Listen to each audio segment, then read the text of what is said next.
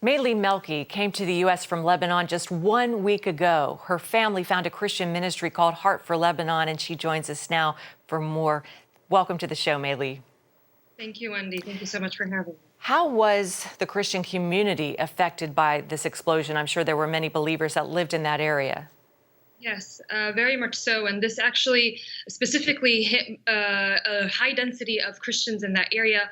Ashrafi, which is the capital of our capital, Beirut, has always often been a stronghold for Christians and all of its suburbs and all the neighborhoods that are around it. And that's a really highly populated area with churches from all different denominations and churches and places of worship.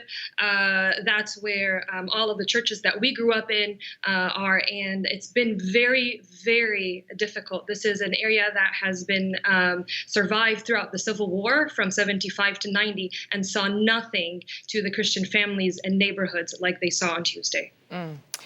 Tell us what Heart for Lebanon, your family's ministry, is doing to help there on the ground.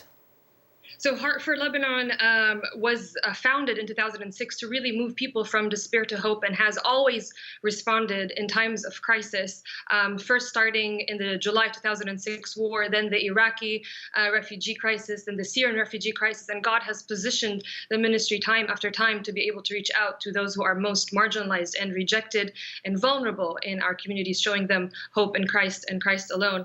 And today they found themselves in the midst of another 2-week pandemic lockdown, mobilizing the entire 60-person staff on the ground, going door to door to apartments who have been destroyed and devastated right at the epicenter of the explosion, but prioritizing churches and areas of worship so they can clean those up first and use them as shelters and allow the church to be what it needs to be, a lighthouse right now.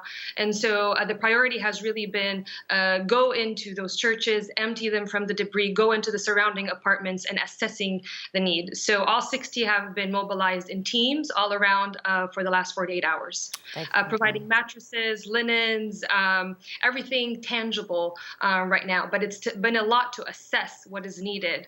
And so the cleanup was necessary at first. Absolutely. They've got their work cut out for them. Well, I know your ministry works with CBN's Operation Blessing and Orphans Promise.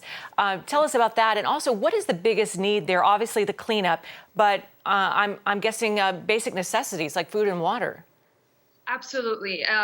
So CBN's Operation Blessing has been a huge, long time and one of the largest supporters of Heart for Lebanon. Operation Blessing actually purchased the hub right now, which is a warehouse where we're storing all the basic foods and necessities that are going to be going out for distributions. And so without that space, we would not, that space was miraculously unharmed. The only thing that was harmed was the gate, the steel gate of it, but inside all of the goods are still there, and that is what we're using as kind of our HQ for operations right now. And through the partnership as well, it's been a blessing to the education non-formal programs for the Syrian refugees as well with the Iraqi refugees over the last several years.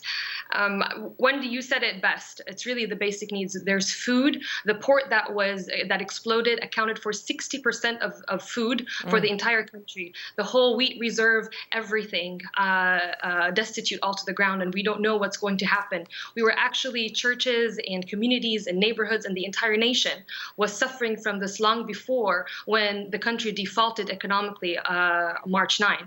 And the import of goods, the inflation of basic goods at 300%, and now actually the lack thereof and the inability to bring it through the only port that was available to us. Wow.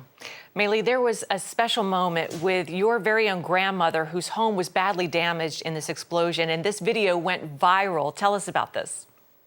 I mean, honestly, Wendy, I posted it in a time of absolute desperation. I had just moved a week before. I was actually scheduled to leave the day of the explosion. And through some, I won't go through all the details, but through some miraculous ways, I was told, just get here, come a week earlier, and found myself in the United States a week before. And I just tore my heart not to be able to be there, not to be able to be with my parents that I was just with a week ago, and to see the destruction that had happened to my grandparents' house, the same house that had been sustained through the entire Civil War, the same house that they, has been kind of the core to our family for the last 60 plus years.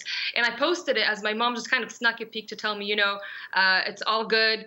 Grandma's still doing what she does, and she has us all together. And it was 5 a.m. Here, EST, posted it and just sobbing in tears. And the next thing you know, it goes viral. But it was really for us a very intimate family moment where Grandma had not seen her house. She was miraculously not there the day of the explosion. Walked over to her piano, the only unscathed kind of item in that room, dusted it off, said, "The piano's okay, God's got this, I'm okay," and just sat down and played Old Land Sing. It was the first time I've heard her play that in 27 years, and she just said it was very fitting for the time. She has seen a lot of tragedy throughout her life. This is a woman who lost her mom at a very young age, who has lost all of her life saving more recently because of the economic collapse, and now her property and their store as well due to the explosion. She pushed through her pain, and she said this was the place I was able to find peace and express myself. Wow. And that was a symbol of hope. That was a symbol of life. And it was something positive to cling on, not knowing what tomorrow will hold. Absolutely. What a beautiful picture. Thank goodness that you got here safely a week early, and your grandmother is safe and her piano's safe. We just pray for Lebanon, May Lee, and our hearts and prayers go out to your precious country. Thanks so much for sharing your story and being with us. Thank you so much. Yeah, and thank you so much. And please do pray for the thousands who are homeless right now, and who are lacking shelter. This is going to be a very long time of rebuilding. Absolutely. You got it. All right. Thank you.